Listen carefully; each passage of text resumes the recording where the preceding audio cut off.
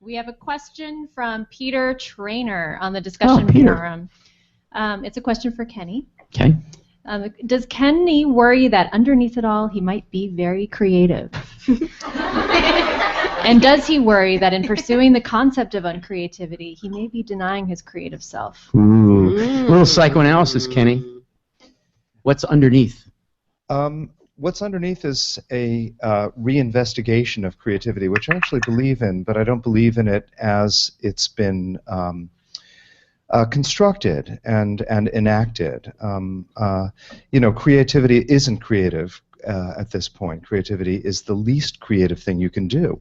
You think of creative classes, you think of creative directors, of which I was one, and they're actually not creative at all. You think of Hollywood, the most creative novelists are not creative at all.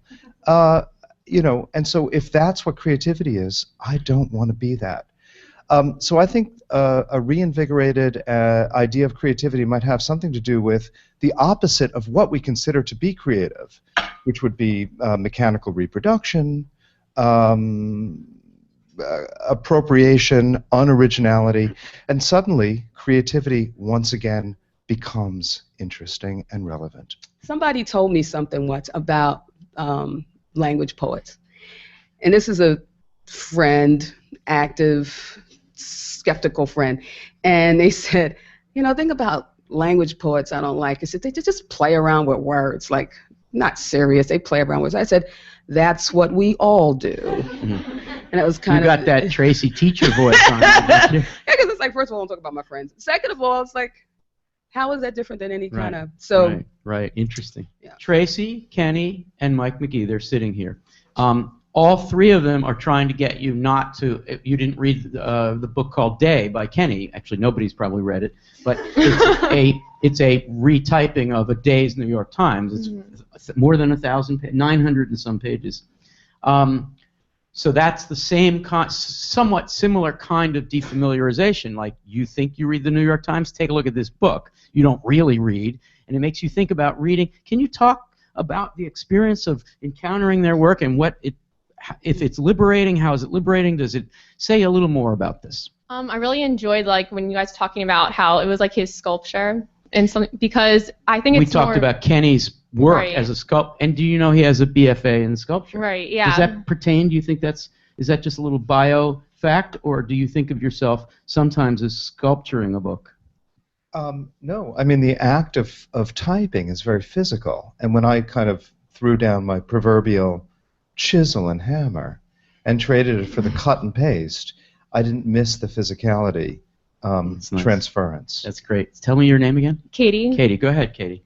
So I thought it was really important or it wasn't as important about what's really in the book, like the actual text, but more important, look how much you're missing because you don't realize it's all there.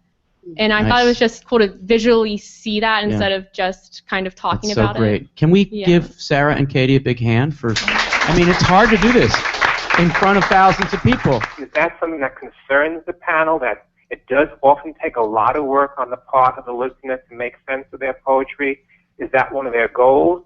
I think it raises this whole issue, who's the audience whom they're writing for? Is it just people who have a good background in poetry and can make sense of it? Or is it just a guy up the street who just wants to read something that will have some effect on them in some way, emotionally? Mike, that's a great question, and I think the best thing to do would be for you to listen to the answers while you hang up so that we can get someone else on the call. But thank you for calling, Mike, and it's good to talk to you. And thanks, Al, for all the work you do. Great. Thank you. You're most welcome. I want to frame this. I want to start with Tracie. I don't think of any of this work this week. I'm sorry, I'm going to disagree with Mike. 9.1 was language poetry. That takes a lot of work. 9.2 was aleatory and chance operations, quasi-non-intentional poetry. I think that takes some work if you're trying to make some meaning. I think your work doesn't take a lot of work, I think. So I just want to stipulate that. And after I hear from Tracie, then Kenny, then Mike, I want to go to Anna and Allie for a quick response about the issue of accessibility. Tracie? Yeah. I think that framing is the key. I think people are capable of understanding very complicated things, but not if they're not invited to understand them. You know, I mean, have a conversation with I work with a lot of musicians, and for a while, one of my band iterations, must have been my third or something, I was around, I was the only woman in the band. There's a lot of really big guys, jazz musicians, and their sports thing was completely out of control. It was out of control. Was it mostly basketball and football? It was, I think it was lacrosse. I don't know. It was everything. I think it was lacrosse. I don't care about sports. It was out of control. I'm not talking about like I like this guy. I like Dr. J, who's on campus. I'm saying like when he was in high school, but then he tripped on the, I'm like, what? What are you saying? What are you talking about? Why? How do you know about this child's knee? It's very intricate and it's very specific. It's like worse than Dungeons and Dragons and arms law. It's inaccessible. It's inaccessible. No, it's absolutely accessible because sports is a context in which men and women are invited to be specific, nuanced, and complicated. But when people say that about language and literature, the patina of elitism pushes people away. The first time that I started experimenting with sound poetry was at the Apollo Theater, which is bad enough. You think amateur night is bad? This was a special show for teenagers at the Apollo. So the people were ready to boo just because they could. And I did an experimental sound poem, and they went crazy. They loved it. And this is all like Harlem kids and Brooklyn kids. I don't know who was the rowdiest, but I was experimenting with this stuff, and they were totally into it. And I think it was because I said this, the first thing was this poem called Project Princess that I started messing around with. And I said, this is for the ladies in the house. And people start, which is a hip-hop trope. And they felt invited, and as I went pretty far out with the sounds, and they were totally into it. So I think it's a matter of, as you said, I'm going to frame this question. I think the border is the elitism that we surround ourselves with. I mean, I think there's a reason why Kenny's involved with popular television, and he's also known in the avant-garde community. Think about it. All three of you at one time were affiliated with an academic institution.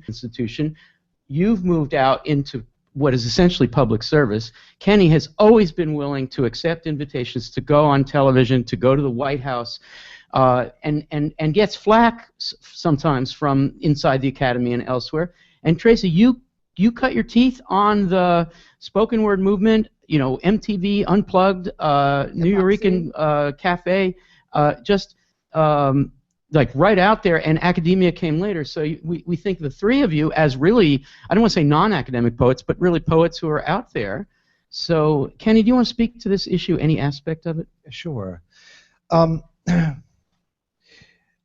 How could was it Mike? Mike Koski, yeah. How in the world could Mike not understand anything I've written?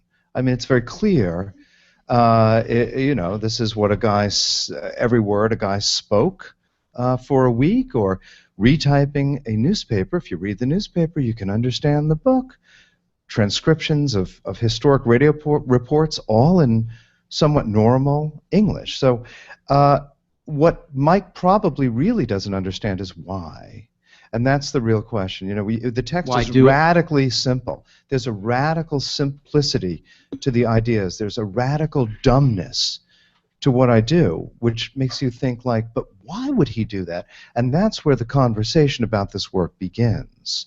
It's really not about the text. The text is deflective and reflective, so that it throws it back on you to, well, why would that guy retype? Spend a year and a half retyping the New York Times. A year and a half.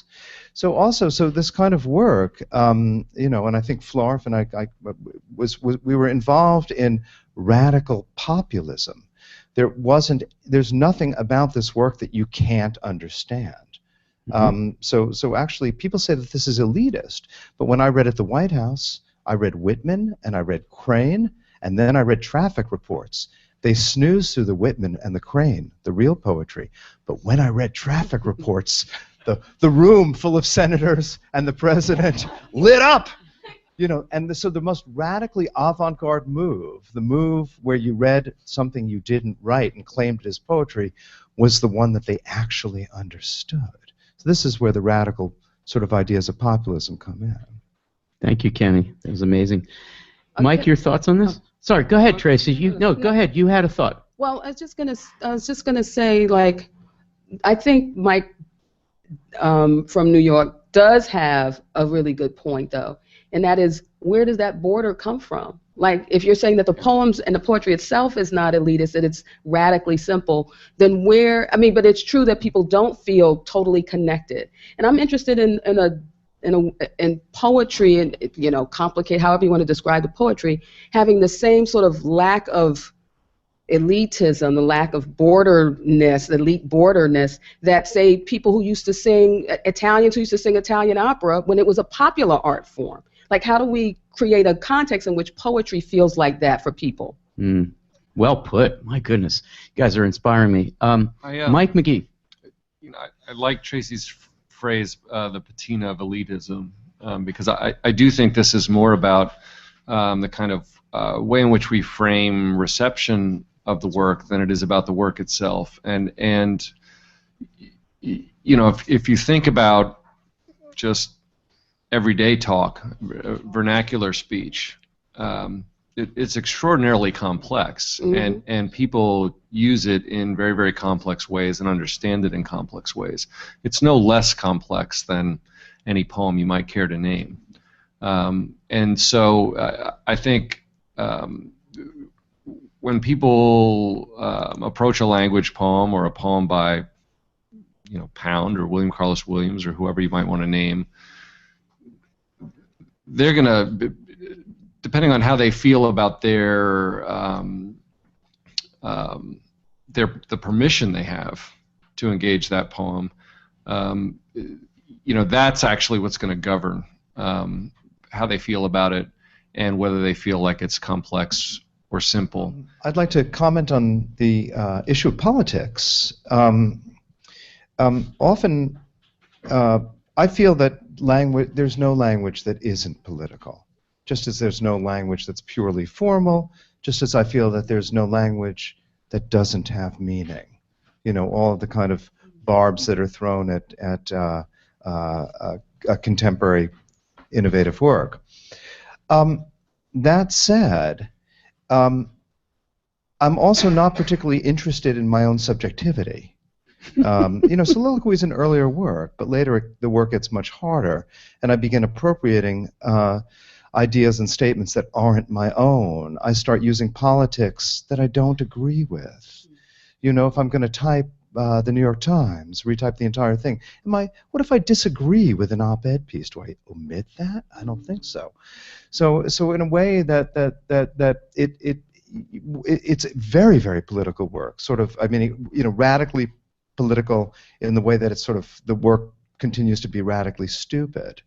You know, in that it adopts the politics of the text that it's using, which is often, you know, disagreeable and unsavory. And that one of the great things that this poetry does is it doesn't just reterritorialize language like William Carlos Williams did, or early modernists, as things that are poetic, but actual parts of daily experience, entire environments of daily life, as things that are poetic and worthy of our poetic attention. But there's also, I think, just great value in creating a curriculum and having texts that we hold in common, not just for a class like this, but over time, so that we can have some kind of an organized conversation.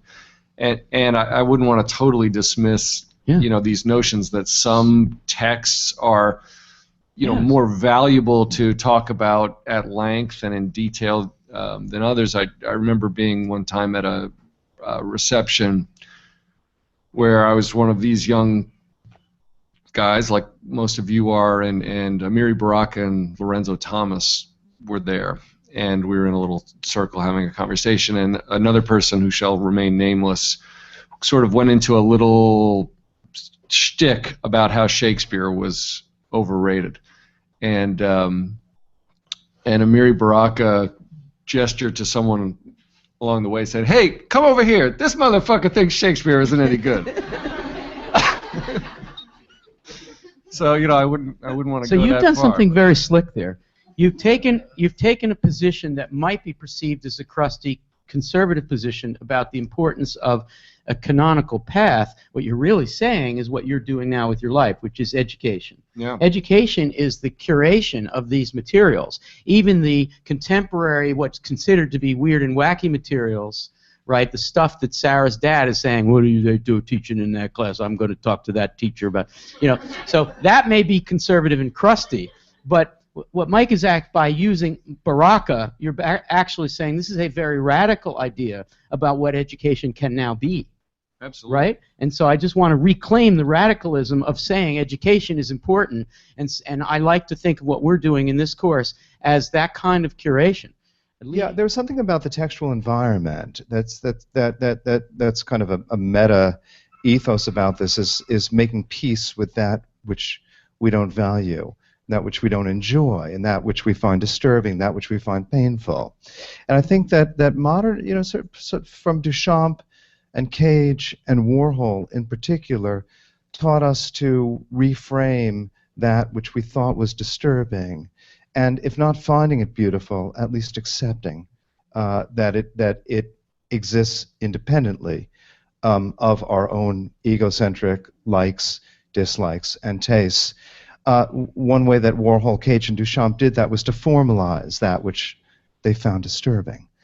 And I think that if there is an ethos to this type of radical reframing, it would be to help us find actually more peace in the world, taking that which is distasteful and neutralizing it in some way. Wow. Mm-hmm.